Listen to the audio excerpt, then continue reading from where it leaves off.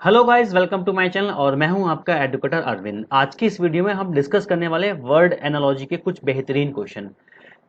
और शुरू करने से पहले मैं यहां पे एक रिक्वेस्ट करना चाहूंगा कि अगर आप मेरे चैनल पे नए हैं तो मेरे चैनल को सब्सक्राइब करिएगा और वीडियो को लाइक और शेयर करना ना भूलें। तो चलिए शुरू करते हैं वर्ड एनालॉजी की। अब सबसे पहले हम बात कर लेते हैं कि वर्ड एनालॉजी के बारे में। अगर देखो मैं यहाँ पे एनालॉजी की बात करता हूँ तो ये एनालॉजी का ही एक पार्ट है। ठीक है। एनालॉजी हमारे पास मेनली तीन टाइप से होती हैं। एक होती है हमारे पास नंबर एनालॉजी, एक होती है हमारे पास लेटर एनालॉजी और एक होता है हमारे पास वर्ड्स एनालॉजी। तो आज की इस वीडियो में हम जो डिस्कस करने वाले हैं वो होगा हमारे पास वर्ड एनालॉजी का। इसका मैं वेटेज बता देता हूँ। एग्जाम के अंदर इसका वेटेज जो होता है वो 1 से 2 क्वेश्चंस का होता है। अगर आपके पास टोटल एनालॉजी के 2 से 3 क्वेश्चन हैं तो कंफर्म है कि वर्ड से एक क्वेश्चन तो आएगा ही आएगा। ठीक है। और ये वर्ड एनालॉजी से कुछ इस तरह के क्वेश्चन होते हैं जो आपने कभी नहीं पढ़े होते हैं, लेकिन वो हर एक अलग अलग सब्जेक्ट से बिलोंग करते हैं। तो चलिएगा इसी तरह से हम अलग अलग जो क्वेश्चंस होते हैं सभी पर डिस्कस करेंगे। और इस वीडियो में जो जितना भी क्वेश्चन है वो सब प्रीवियस ईयर्स के पूछे हुए क्वेश्चन हैं। तो इस वीडियो को अच्छे से देखिएगा। और इस वीडियो को मैंने कुछ अलग यूनिक तरीके से डिजाइन करा गया है। जब आप इस वीडियो को देखेंगे तो आपको इसमें अलग ही आनंद आएगा। तो चलिए शुरू करते हैं पहले क्वेश्चन के साथ में। पहला क्वेश्चन यहाँ पे है मैंगो फ्रूट। अब देखो मैं यहाँ पे बात करता हूँ कि देखो ये जो मैंगो है, मैंगो क्या है कि फल है। ठीक है। मैंगो क्या है? फल है। एक फ्रूट की कैटेगरीज है। अब यहाँ पे पूछा गया है कि पोटैटो, पोटैटो क्या किस कैटेगरी से होगा। अब मैं यहाँ पे बता देता हूँ जो एनालॉजी के क्वेश्चन पूछे आते हैं उसको आप हाफ हिस्से में डिवाइड कर लो इतना। ठीक है। तो ये वाला जो हमारा फर्स्ट हाफ होता है, ठीक है, हम क्या करते हैं इन दोनों के बीच में रिलेशन को स्टैब्लिश करते हैं। और जो इन दोनों के बीच में रिलेशन होता है उसी रिलेशन के बिहाफ में हमसे जो पूछा जाने वाला रिलेशन है हम उसको बता देते हैं। तो अब ये जो हमारे पास पोटैटो है तो इसका जो रिलेशन होगा वो कहाँ से हो जाएगा? वो स्टेम से हो जाएगा। अब बहुत ही कैंडिडेट के मन में ये बात खटकी होगी कि इसको तो आंसर रूट होना चाहिए था कि हम रूट खाते हैं। क्यों? क्योंकि उनका ये मानना है कि आलू जो है वो जमीन के अंदर होता है और जमीन के अंदर होता है तो उनका मानना है जो जमीन के अंदर है वो सब क्या है? रूट है। लेकिन ऐसा नहीं है। ठीक है। अब देखो यहाँ पे ये मैंने इमेज जो ऐड किया गया है उसका रीजन यही है कि मैं आपको इस इमेज के थ्रू इस बात को समझा सकूं। देखो यहाँ पे ये जो लिखा है ये तो लिखा है मेन स्ट्रीम। ठीक है। अब ये अलग अलग आलू दिखाए गए हैं, ये सब आलू दिखाए गए। इनमें देखो क्या लिखा है, ये लिखा है क्या? ट्यूबर। और ये क्या है? Mother tuber. लेकिन यहाँ पे देखो रूट की एक अलग कैटेगरी बताइए, ये इसको रूट को डिफाइन करा गया है। ठीक है। तो यहाँ पे जो सही आंसर होता है वो स्टेम होता है। रीजन क्या होता है? क्योंकि इसको रूट अलग डिफाइन होता है। अगर मैं रूट की बात करूं तो देखो गाजर और मूली ये हमारे पास रूट की कैटेगरी में आएंगे क्योंकि इनके लिए एक अलग से जड़ नहीं होगी, लेकिन इसके लिए अलग से जड़ होती है। और यह आलू की जो कैटेगरी होती है कंफ्यूजिंग होता है। मैक्सिमम स्टूडेंट क्या करते हैं उसको रूट पे आंसर लगा देते हैं, लेकिन जबकि वो आंसर बहुत ही गलत है। तो आपका जो सही आंसर होगा वो क्या हो जाएगा? स्टैम हो जाएगा। क्लियर? चलिए अगले क्वेश्चन पर आते हैं। अगला क्वेश्चन है हमारे पास यहाँ पे डॉग और बाघ। देखो डॉग का संबंध यहाँ पे बताया है बाघ से, मतलब जो कुत्ता होता है उसका संबंध क्या है? भौंकना। मतलब भौंकना क्या हुआ? उसकी साउंड हुआ। कुत्ता जो बोलता है तो हम उसके साउंड को क्या क्या क्या कहते हैं? बार कहते हैं, मतलब भौंकना। तो जो गॉट, गॉट मीन्स क्या? वो बकरी। तो जो बकरी मिमिया करती है, मिमियाती है, तो उसकी साउंड को क्या कहते हैं? अब देखो हिंदी वाले जो होंगे वो हिंदी वाले इस बात को जल्दी से ऑब्जर्व कर लें कि बकरी मिमियाहट। लेकिन कभी कभी इंग्लिश वाले के लिए दिक्कत हो जाती है क्योंकि उनके लिए एक पर्टिकुलर वर्ड होता है, क्योंकि हिंदी में तो हम अक्सर बोलते रहते हैं। तो देखो यहाँ पर जो गोट का सही वर्ड होता है वो क्या होता है? ब्लीट होता है। लेकिन अब मैंने यहाँ पे क्या करा, कुछ अलग से एडिशनल इमेजेस में क्या करा, मैंने अलग अलग एनिमल्स के साउंड को रखा गया है, जिससे क्या है कि आपको एक जानवर के साथ में कुछ एडिशनल इंफॉर्मेशन भी दे दी जाए। ये देखो कैट की जो साउंड होती है वो क्या होती है? मियाऊ होती है। और डॉग की साउंड क्या होती है? बार्क होती है। हॉर्स की साउंड को हम नी ही कहते हैं। जो हॉर्स हिन हिनाता है तो उसकी साउंड को, जो साउंड प्रोड्यूस होती है उसको हम नी कहते हैं। और काऊ, काऊ की साउंड को हम क्या कहते हैं? मू कहते हैं।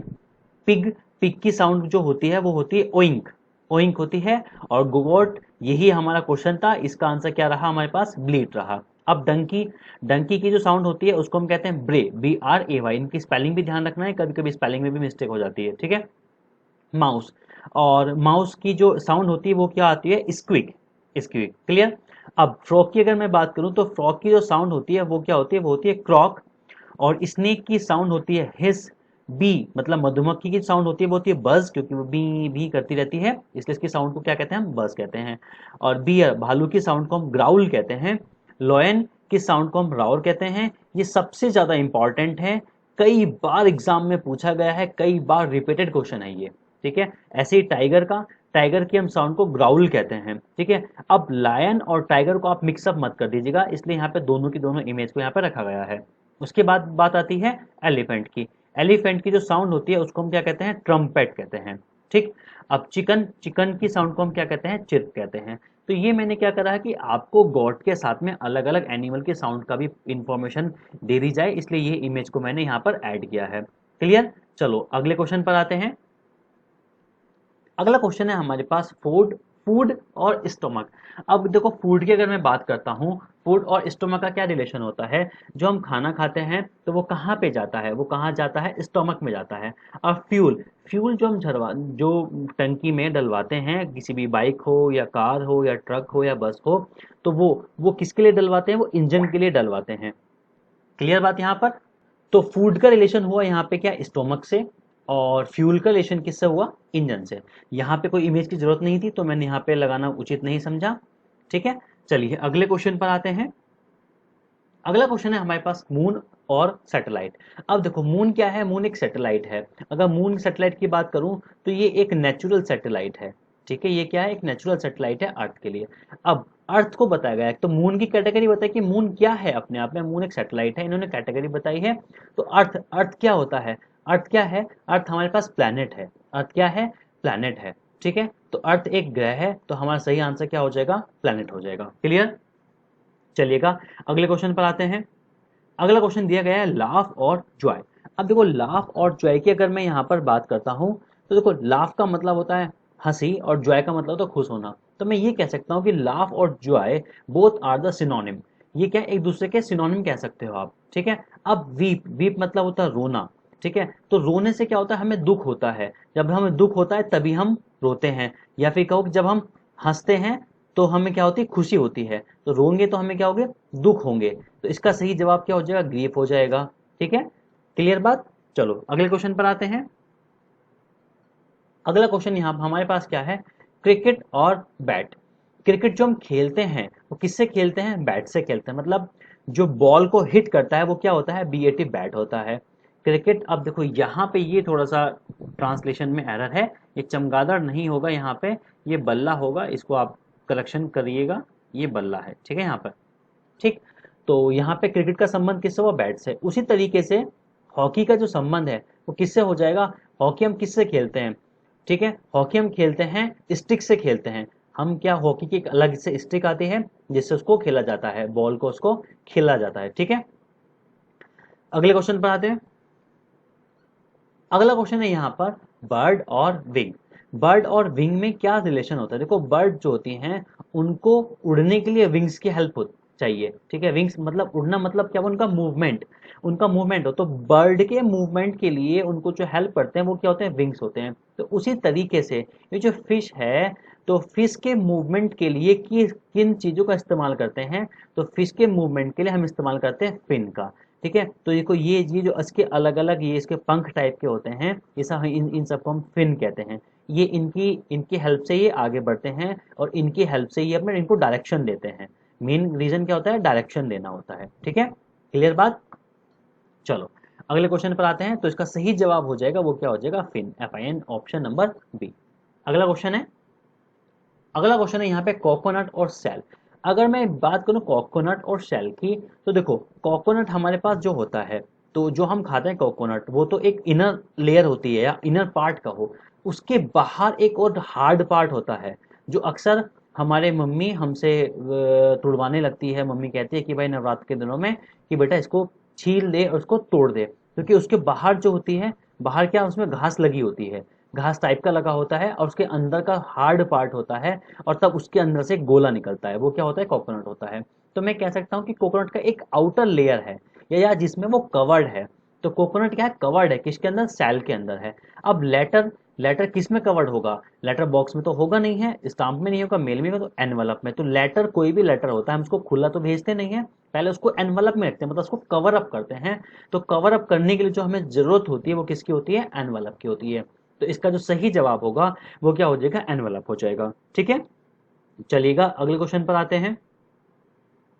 अगला क्वेश्चन है यहाँ पर स्मोक और पोल्यूशन। स्मोक और पोल्यूशन का क्या संबंध है। स्मोक का मतलब होता है देखो धुआं, स्मोक का मतलब क्या है, धुआं, और पोल्यूशन क्या होता है, प्रदूषण। तो देखो धुएं से क्या होता है, प्रदूषण होता है, मतलब ये एक इफेक्ट है, धुएं का कारण है, धुएं के कारण से क्या होगा, पॉल्यूशन हो जाएगा। ठीक है, अब वार, मतलब वार का जब युद्ध होता है तो उसका इफेक्ट क्या होता है, उससे क्या, जब कोई भी वार होता है तो उसमें क्या होता है, विनाश होता है, उसमें क्या होता है, विनाश होता है, मतलब डिस्ट्रक्शन होता है। तो इसका सही जवाब क्या हो जाएगा, option number A, destruction. Clear बात, इतनी बात समझ में आई है। चलो अगले क्वेश्चन पर मूव करते हैं। अगला क्वेश्चन है हमारे पास कांडला और गुजरात। देखो ये जो कांडला और गुजरात है ये बहुत ही बेहतरीन क्वेश्चन है। देखो कांडला क्या है, कांडला एक पोर्ट है, कांडला क्या है, पोर्ट है, और वो पोर्ट कहाँ पर है, वो पोर्ट है गुजरात में। वो पोर्ट कहाँ पर है, वो है गुजरात में। तो अब हमें बताना है ये जो कोची है, कोची में मतलब ये एक पोर्ट का नाम है, कोची क्या है, ये एक पोर्ट है। अब ये पोर्ट है कहाँ, इसकी लोकेशन क्या है, हमें इसकी लोकेशन को बताना है। तो इसकी लोकेशन कहाँ, कर्नाटक में नहीं, इसकी लोकेशन कहाँ, केरला में। ठीक है, अब आपके लिए यहाँ पर मैं 2 से 3 क्वेश्चन छोड़ता हूँ यहाँ पे होमवर्क के लिए, जिसके आप मुझे आंसर कमेंट में मेंशन करेंगे। मैं उम्मीद करता हूँ कि आप इन सभी के जवाब कहाँ, कमेंट में मेंशन करेंगे। अब होमवर्क क्या है, पहला को होमवर्क है कि आपको कर्नाटक में जो इंपॉर्टेंट पोर्ट है, कर्नाटक में कौन सा एक इंपॉर्टेंट पोर्ट है, आपका उसका नाम मेंशन करना है कि कर्नाटक में कौन सा पोर्ट है। नंबर 2, गोवा में कोई पोर्ट है तो उसका नाम, और नहीं है तो आप नहीं मेंशन करेंगे। ठीक है, अब बात आती है चेन्नई की, चेन्नई में भी कोई इंपॉर्टेंट पोर्ट है या नहीं है। तो आपको केरल का तो आपको पता चल गया क्या है, कोच्चि। अब ये जो 3 ऑप्शन बचे हैं, कर्नाटक, गोवा और चेन्नई, आपको इनमें बताना है कि इनमें कौन कौन से इंपॉर्टेंट पोर्ट हैं, और वो आप मुझे कमेंट में मुझे मेंशन करके जरूर बताएंगे। क्लियर बात इतनी। चलिएगा अगले क्वेश्चन पर आते हैं। अगला क्वेश्चन यहाँ पर हमें दिया गया है कोमोडोर और नेवी। अब देखो कोमोडोर क्या होता है, कोमोडोर नेवी के अंदर एक पोस्ट है, कोमोडोर क्या है, नेवी के अंदर एक पोस्ट है। तो उसी तरीके से ब्रिगेडियर, जो ब्रिगेडियर है ये एक पोस्ट है, ये क्या है, ये एक पोस्ट है। लेकिन ब्रिगेडियर किस पोस्ट, किस किस कैटेगरी में होती है, जैसे कि हमारे पास 3 कैटेगरी, एक तो इंडियन आर्मी हो गया, एक इंडियन नेवी हो गया, एक हो गया इंडियन एयर फोर्स, IAF। तो ये अलग अलग 3 कैटेगरी हैं। तो 3 कैटेगरी में किस वाली कैटेगरी में ब्रिगेडियर की पोस्ट होती है, तो ये वाली जो पोस्ट होती है वो होती है इंडियन आर्मी में। ठीक है, या आप अब ये कह सकते हैं कि जो कोमोडोर वाली पोस्ट होती है वो ब्रिगेडियर के इक्वलेंट होती है, वो क्या होती है, ब्रिगेडियर के इक्वलेंट होती है। अब देखो इस इमेज के थ्रू मैं आपको ये समझाना चाहता हूँ, ये थोड़ा सा मैं यहाँ पे इसको रफ कर देता हूँ। अब देखो ये यहाँ पे एक पोस्ट है ब्रिगेडियर की, ठीक है, ब्रिगेडियर की पोस्ट है, और सेम नीचे देखो ये इंडियन आर्मी के अंदर पोस्ट है, तो उस पोस्ट का नाम क्या है, ये है कोमोडोर। अगर यही पोस्ट आप इंडियन एयरफोर्स की बात करें तो इसके लिए जो इक्विवेलेंट होती है वो होती है एयर कमोडेट। मतलब ये जो हमारे पास इंडियन नेवी की पोस्ट है कमोडोर, तो उसी में इंडियन एयरफोर्स में ऐड हो जाएगा क्या, एयर ऐड हो जाएगा, पोस्ट का नाम सेम रहेगा। लेकिन इंडियन आर्मी में पूरा नाम बदल जाता है और क्या होता है, ब्रिगेडियर रख दिया जाता है। ठीक है, ऐसे जैसे इंडियन आर्मी की जो हाईएस्ट रैंक होती है वो क्या होती है, जनरल होती है। इंडियन आर्मी में जो हाईएस्ट रैंक क्या है, वो क्या है, जनरल है। और उसी तरीके से इंडियन एयरफोर्स में जो हाईएस्ट रैंक होती है वो कौन सी होती है, एयर चीफ मार्शल। और इंडियन नेवी में जो हाईएस्ट रैंक होती है वो होती है एडमिरल। क्लियर बात है यहाँ तक की। तो चलिए उम्मीद करता हूँ ये सारी बात आपको समझ में आई होगी। तो अगले क्वेश्चन पर आते हैं। अगला क्वेश्चन यहाँ पे है असम और बिहू। अगर देखो असम की बात करते हैं, असम और बिहू में जो रिलेशन है, असम का एक फेवरेट डांस है, वो क्या है, ये इस स्टेट का एक डांस है, फेवरेट डांस है, वो क्या है, बिहू। अगर आप असम में डांस की बात करते हैं तो वो क्या होता है, बिहू। जैसे कि अगर कोई बात करे पंजाब, पंजाब में कौन सा फेवरेट डांस होता है, भंगड़ा होता है। तो जब भंगड़ा अगर कोई करता तो दिखाई दे तो आपके मन में क्या फीलिंग आती है, एकदम पंजाबी वाली फीलिंग आने लगती है। ठीक है, तो ऐसी कोई आपके सामने कोई बिहू डांस करेगा तो आपको फीलिंग आ जाएगी कि इसकी आसाम की फीलिंग आ जाएगी। अब उसी कैटेगरी से हम बात करते हैं केरला, केरला में ऐसा कौन सा डांस होता है, तो केरला का जो हमारे पास डांस होता है वो क्या होता है, वो होता है कथकली। केरला का डांस कौन सा होता है, वो होता है कथकली। इतनी बात क्लियर। अब देखो नीचे जो इमेज है वो नीचे ये अलग अलग इमेज ऐड की गई हैं। ये तो हमारे पास बिहू की डांस, बिहू का है। यहाँ पे ये जो डांस है इसका नाम क्या है, ये है हमारे पास बिहू। और ये जो डांस है ये हमारे पास कौन सा डांस है, ये है हमारे पास कथकली। ठीक है, ये कौन सा डांस है, ये है कथकली। तो कथकली कुछ इस टाइप से डांस किया जाता है और जो बिहू का डांस होता है वो कुछ इस टाइप से होता है। देखो इनका ड्रेसिंग सेंस, आप ड्रेसिंग सेंस से भी समझ सकते हो कि इस तरह की ड्रेसिंग सेंस कथकली की होती है, जो कि बिलोंग करता है कहाँ से, केरल से। आप ऐसे याद रख सकते हो। और असम से जो बिलोंग करते हैं उनकी जो ड्रेस होती है वो कुछ इस तरीके से होती है। इतनी बात क्लियर है। चलो अगले क्वेश्चन पर आते हैं। अगला क्वेश्चन हमसे पूछा गया है, ये हमारे पास स्क्वायर का, स्क्वायर का है। तो स्क्वायर का मतलब क्या हुआ, डायमंड। स्क्वायर से डायमंड को हम कैसे रिलेट करेंगे, देखो ये मानो ये यहाँ पे ये मैं स्क्वायर बना देता हूँ, ये स्क्वायर है। अब ये इसका डायगोनल है। अगर मैं इस डायगोनल को इस एंड से खींच दूं और इस एंड से खींचूं तो ये कुछ इस टाइप का बनने लगेगा। ठीक है, तो इसको हम क्या कहते हैं, इसको डायमंड शेप कहते हैं। तो अगर मैं देखूं तो स्क्वायर से मैं किस कैटेगरी में मूव कर सकता हूं, डायमंड में। लेकिन सर्कल, सर्कल से मैं किस कैटेगरी में मूव कर सकता हूं, स्मूथ का। देखो ये बिल्कुल इररिलेवेंट ऑप्शन है। राउंड, राउंड में आप कंफ्यूज हो सकते हैं। ओवल और बॉल, बॉल का कोई लेना देना नहीं है, क्योंकि देखो सर्कल जो है वो कैसी है, वो 2D इमेज है। तो जिसका आंसर भी होगा वो 2D इमेज वाला होगा। ठीक है, तो बॉल भी आप हटा सकते हो, बॉल क्योंकि 3D में होता है। बॉल क्या है, 3D का फिगर होती है।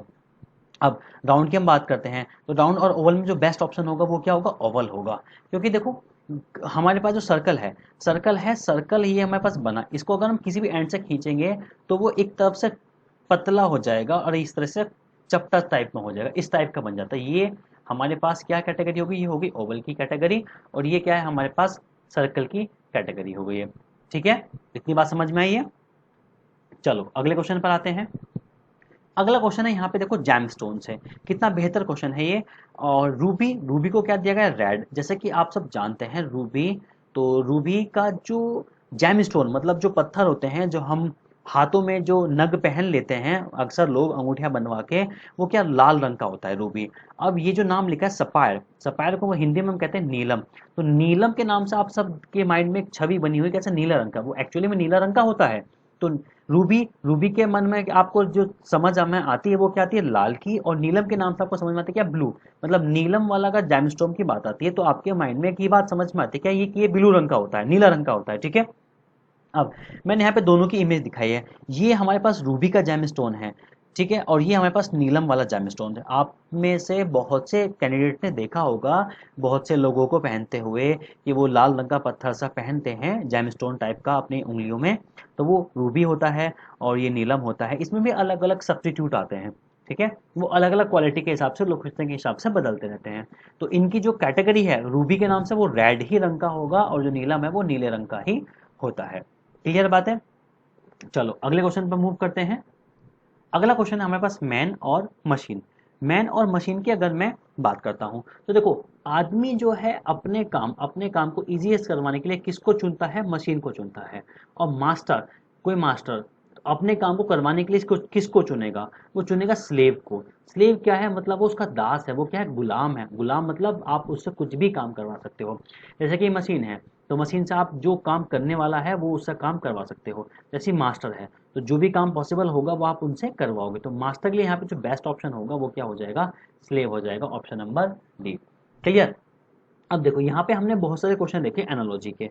तो जो हमने एनालॉजी के क्वेश्चन इनको सीखा है, अब देखो इनको मैं करने की अप्रोच बताता हूँ कि और बेस्ट अप्रोच क्या होती है। एक तो अप्रोच होती है हमारे पास क्या, सॉल्यूशन, मतलब फाइंड द सॉल्यूशन। और दूसरी क्या होती है, रिमूव द ऑप्शन। अब आप पे डिपेंड करता है, मान लो आपको कुछ वर्ड ऐसे आ गए जिनका आपको आंसर नहीं पता, तो उस कंडीशन में आप ऑप्शन को रिमूव कर सकते हो। अगर आप अपनी थोड़ी सी बुद्धिमत्ता का इस्तेमाल करें तो आप यहाँ पे ऑप्शन को रिमूव करके सही आंसर तक जा सकते हैं। क्लियर। तो आज की क्लास में इतना ही, मिलते हैं फिर अगली क्लास में, तब तक के लिए धन्यवाद।